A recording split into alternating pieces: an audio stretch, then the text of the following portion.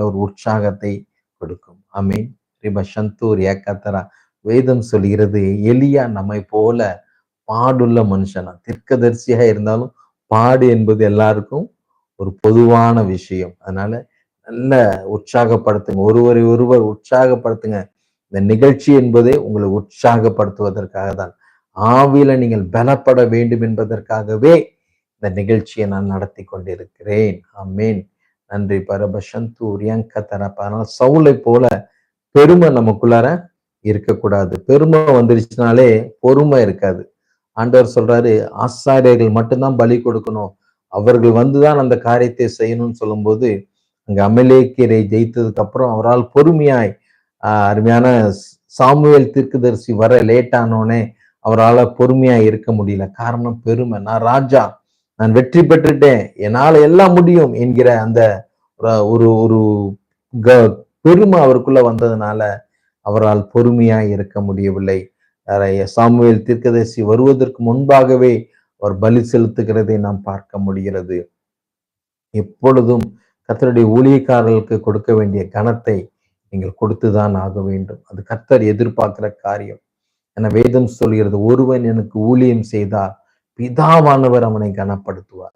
பிதாவே ஒரு ஊழியக்காரனை கனப்படுத்த விரும்புகிறார். எஸ், அதே போல நாங்கள் யாரையும் தவறா பேசாதீங்க. கண்டிப்பாய் ஒருவேளை நான் தவறு செய்தால் என்னை தண்டிப்பதற்கு என் ஆண்டவர் இருக்கிறார். நிச்சயமாய் அவர் என்னை தண்டிப்பார். வேதம் சொல்கிறது, பொய்யாய் தீர்க்க தரிசனம் உரைத்தால், கர்த்தர் சொல்றான்னு ஒரு பொய்யாய் ஒரு தீர்க்க தரிசனம் உரைத்தால் இந்த தீர்க்கதரிசி சாக கடவான் என்று வேதம் சொல்கிறது. எவ்வளவு பெரிய வார்த்தை பாருங்களேன். அதனால நிச்சயமாக நாம் ஒவ்வொரு ஊழியக்காரர்களையும் கனப்படுத்துவோம்.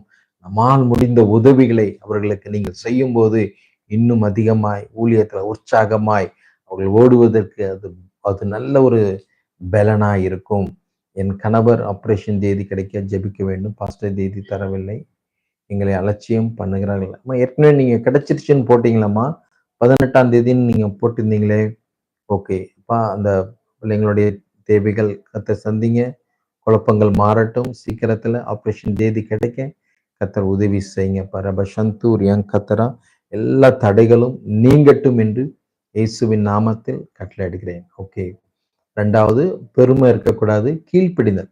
ஆண்டவர் சொல்றாரு, நீ அமலேக்கியரோட பிடிக்கிறது எல்லாத்தையும் நீனு சங்கரித்தணும், ஒன்றையும் நீ வச்சிருக்க கூடாதுன்னு சொல்லும்போது அங்கே நலமானதை எடுத்து குறிப்பாய் ஆண்டவருக்கு பலி செலுத்தணுன்ற ஒரு பேர்ல அவர் தனக்கு அதை சொந்தமாக்கி கொள்கிறதை பார்க்க முடிகிறது.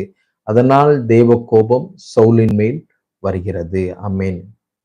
நல்ல ஆவிக்குரிய தகப்பன்மார் குறிப்பாய் சாமுவேல் அதுக்கப்புறம் சவுலிடம் இன்ட்ராக்ட் பண்ணவே இல்லை. ஆண்டவர் அதை அனுமதிக்கவே இல்லை. அதுக்கப்புறம் ஒரு நல்ல வழிகாட்டுதல் இல்லாமையால் அங்கே சவுல் தான் இஷ்டத்துக்கு அங்கே வாழ்ந்து கொண்டிருக்கிறதை பார்க்க முடிகிறது. அதே போல ஆனால் சமயத்துக்கு தேவை கீழ்ப்படிய வேண்டும் என்கிற எண்ணம் அவருக்குள் இல்லாமல் இருந்ததினால் கர்த்தர் அதுக்கப்புறம் அவர்கிட்ட பேசல. சாமுவேல் தீர்க்கதரிசியும் அதற்கப்புறம் அவருக்காக அங்கே பரிந்து பேசவில்லை. அதற்கப்புறம் அவர் தாவீதை அபிஷேகம் பண்ணுகிறதை நாம் பார்க்க முடிகிறது. ஆம் தேவ பிள்ளைகளை, எப்பொழுதுமே தேவனுக்கு பிரியமில்லாமல் நீங்கள் வாழும் எந்த தீர்க்கதரிசினாலும் உங்க வாழ்க்கையில நன்மையை கொண்டு வர முடியாது.